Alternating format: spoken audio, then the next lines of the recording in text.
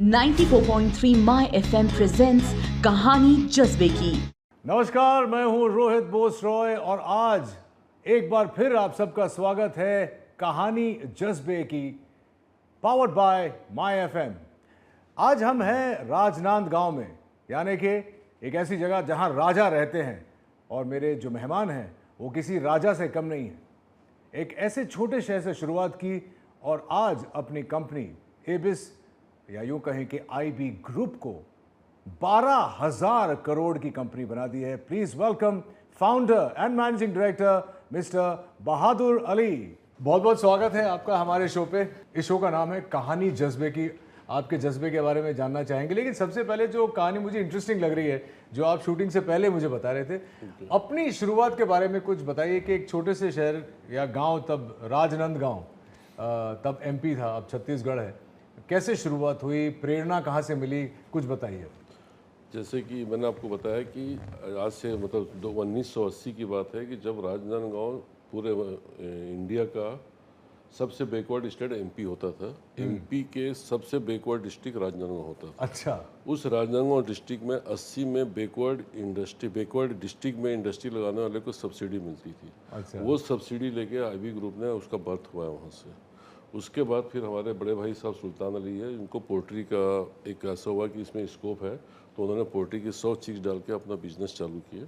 उस बिज़नेस में फिर जब उसको हमने धीरे धीरे चालू करने लगे तो उसमें लगा कि फिर पोल्ट्री क्या हमने समझा। उसके बाद फिर उसके बाद लगा कि पोल्ट्री तो एक प्रोटीन है, प्रोटीन के रूप में देखना चाहिए। Correct. फिर उसके बाद हमने उस पर काम किया। प्रोटीन ये कब शुरू किया था आपने? ये पोल्ट्री 84 में चालू किया। 84 में। तो जब प्रोटीन के बारे में हमने वर्किंग करना चालू किया कि प्रोटीन होती क्या चीज़ है, कैसे होती है, इतना सब, तब हमारे कुछ विदेशी मित्र थे, कुछ हमारे देश के, तो उन्होंने बताया कि प्रोटीन आपकी जनसंख्या से रिलेटेड है। प्रोटीन हमारे उस टाइम हमारे पास 40% प्रोटीन का यूज़ होता था, 60% डिफिशिएंट हमारी कंट्री होती थी। तो हमने फिर उसको सलाह ये हुई कि हमको प्रोटीन बेस्ड कंपनी बनाना चाहिए और प्रोटीन प्रोडक्शन कंपनी हमने अपना चिकन प्रोटीन बना के हमने बिजनेस को स्टार्ट किया। कई तकलीफें आए, हर तकलीफ को समझते गए, अच्छे अच्छे सहयोगी मिले, फिर बैंक का सपोर्ट मिला, लोकल लोगों का सपोर्ट मिला, अधिकारियों का मिला। इस तरीके से हम पोल्ट्री प्रोटीन बना के अपनी कंपनी को लॉन्च कर दिया। शुरुआत आपने छोटी सी की थी, लेकिन अब आप एक्सपैंड भी कर रहे हैं। पोल्ट्री से एफएमसीजी, सोलवेंट से लेके डेयरी, फूड, पेट फूड भी है और हॉस्पिटैलिटी में भी हैं आप। ये थॉट कहाँ से आया, इतना एक्सपैंड करने की क्या ज़रूरत थी या क्यों ज़रूरत महसूस हुई ये सब करने की? जैसे पोल्ट्री इंडस्ट्री, एक बास्केट में पूरे बाल नहीं रखे जाते, उस नीति के अंदर हम लोगों ने काम किया कि एक इंडस्ट्री के साथ पहले दूसरी तीसरी इंडस्ट्री भी होना चाहिए। और इसके पीछे लॉजिक ये था कि बैकवर्ड टू फॉरवर्ड इंडस्ट्री भी करना था, एक बास्केट में पूरे बाल नहीं रखना था।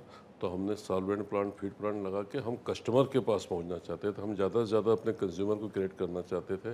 कंज्यूमर के पास अपने एबिस ब्रांड को हम डेवलप करना चाहते थे, ताकि जब हमारा मेन प्रोडक्ट, हमारा टारगेट है 2025 का, उस प्रोडक्ट को आएंगे तो एबिस एक जाना पहचाना नाम होना चाहिए और लोगों को उसको एक्सेप्ट करने में टाइम नहीं लगना चाहिए, क्योंकि वही हमारा टारगेट है। 2025 में हम एबिस एक एक किचन में, घर में, न केवल देश में बल्कि विदेश तक में पहुंचाने की कोशिश करेंगे। ये हमने नांगों को दिया। Thank you so much for joining us mister Ali. Thank you. और अब बारी है बात करने की with IB group director Gulrez Alam sahab. दोस्तों, हम सभी जानते हैं कि आधुनिक व्यवसाय में सफलता की एक बहुत मेन रीजन होती है इंफॉर्मेशन टेक्नोलॉजी एंड इनोवेशन। चलिए जानते हैं कि एबिस इनोवेशन के क्षेत्र में क्या क्या कर रहा है। रोहित, एबिस का मोटिव और फोकस हमेशा टेक्नोलॉजी से अलाइन होके और अपडेट होके आगे बढ़ने का रहा है। इन द लास्ट 25 ईयर्स अगर हम पोल्ट्री को देखें तो we were the first company in India which adopted environment control housing, जो पोल्ट्री में इंडिया में कहीं शुरुआत नहीं हुई थी। जी जी। तो उसमें टेक्नोलॉजी का काफ़ी योगदान रहा। उसमें एनवायरनमेंट कंट्रोल हाउसेज में हमारे technological control, feeding systems, controllers, temperature controller based systems, humidity based systems, ताकि बर्ड्स को रहने के लिए जो अप्रोप्रिएट टेम्परेचर और जो जो जो जो कूलिंग है, जो फीडिंग है, वो अप्रोप्रिएट मिल सके। All of that had to be control with technology. बिना उसके वो प्रोग्रेस और एफिशिएंसी जो हम बात करते हैं अपने बिजनेस में, वो मिल नहीं सकती थी। सो हमारे पास यही विजन रहा कि पहले टेक्नोलॉजी को हम अडॉप्ट करें, ताकि based on that we be able to have more and more control and also ensure that the production cost is to the minimum And the productivity also and the increases. productivity also increases. Great, superb. And we can control. उसी तरह से we have also done technology involvement in our IT system as well. So आज हम SAP चला रहे हैं and we've just recently updated to S/4HANA, which is the latest version of SAP. We've been running SAP from last almost 12 years.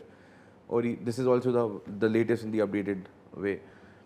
और last 2 साल से हम technology और डिजिटल ट्रांसफॉर्मेशन जर्नी भी अपनी स्टार्ट करे हुए हैं with the help of KPMG, the big 4 consultants, and then we have done this project through IBM and SAP. And हमारी खुद की इंटरनल टीम हमने बिल्ड करी है जो कि मोबिलिटी सॉल्यूशंस पे काम कर रही है, that we have to have technology in the hands of every employee and also in the hands of all our dealers, traders, customers who can deal and interact with us and suppliers as well, ताकि everybody who is connected with us is digitally enabled. Education के क्षेत्र में आप लोग क्या कर रहे हैं और कितना योगदान है आप? एजुकेशन के क्षेत्र में हमारा जैसे हमारे बड़ों ने स्टार्ट किया, फोकस यही रहा। हमारी फैमिली में तनाज़ भाभी हैं, she is running the school education work for us under Aziz education society.